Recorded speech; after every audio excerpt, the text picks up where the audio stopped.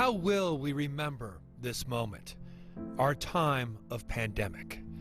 Will we remember the fear or the courage? There's no mystery. Everybody's got COVID. For those in the front lines, like the doctors, nurses, and staff at Bethesda Hospital in St. Paul, this has been a call to duty, a call to heal. I couldn't live with myself if I sat it out. You know, that this is, in many ways, my generation's defining moment, I think. Dr. Andrew OLSON, like most of his colleagues, volunteered to work at Bethesda, now a dedicated COVID hospital. Like the firefighter who runs into a burning building over and over, hoping to save one more. Even when families aren't here, those patients are not alone. This is scary. This is a scary place to be. When I tell people, yep, I work at Bethesda, I'm at the COVID hospital, people are shocked and terrified to be around me, of course, which is okay. Nurse ANGIE WHITLEY has lost 20 patients, becoming a bridge to their families, holding iPads to say a final goodbye. You know, it's difficult to see what I see every day and to see what these nurses go through, what these patients go through, what these families go through. You know, we had a patient that, you know, her last request really was to be surrounded by flowers when she died. And without any hesitation, you know, staff brought in flowers, you know, and she passed away peacefully, surrounded by flowers. You know, it's touching and wonderful, and you know, chokes me up. It's a beautiful thing. Even surrounded with so much death, there is also life here.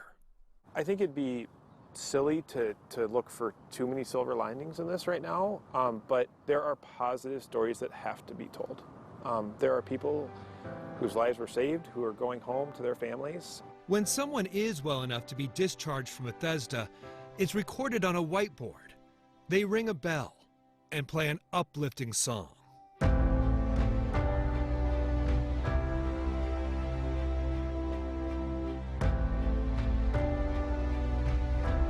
And I think that that is a visual and auditory reminder of how important this is, and that's one more fight won. This is probably the most altruistic thing I could see anybody doing right now. And it's not just hospitals. This daily life and death struggle is playing out at long-term care facilities across Minnesota, like the Emeralds of St. Paul.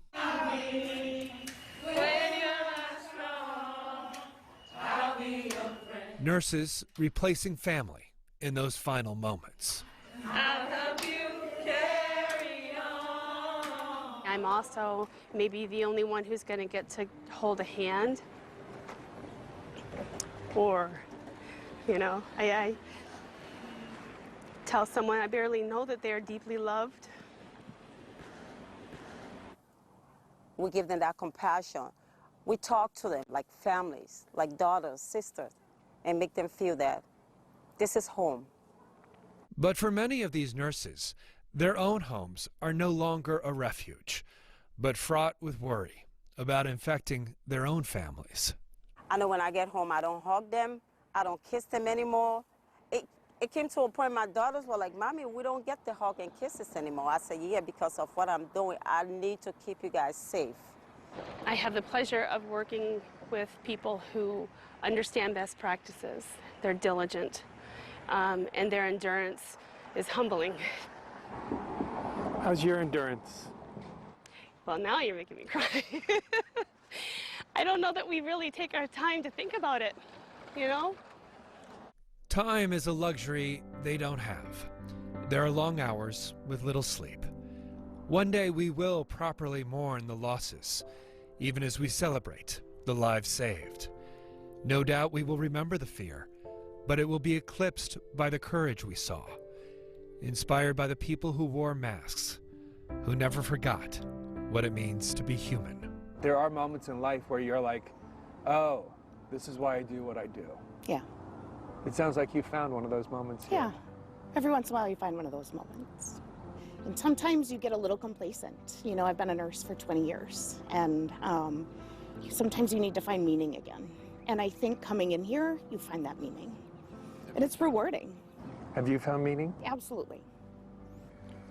It's my honor and my privilege to be in this position. And I am supported by champions.